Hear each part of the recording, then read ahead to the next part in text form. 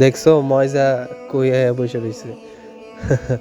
হ্যাঁ আমু ময়জা তো খুব ভক্ত, আমার ভক্ত। দেখো না, আমার কাছে এসে বসে রয়েছে, হ্যাঁ মায়ের কথা শুনে দুষ্টুমি করে।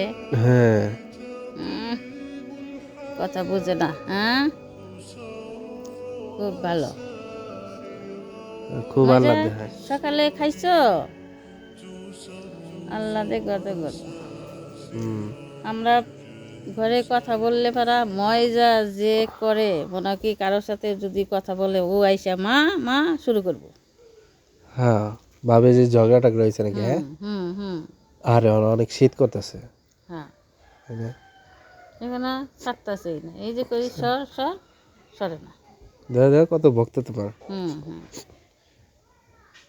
হুম হ্যাঁ ময়জা যাই হোক, ময়জা খুব ভালো। আজকে 3-4 বছর যাবৎ ময়জারে পালতাছি আমরা খুব আদর যত্নে।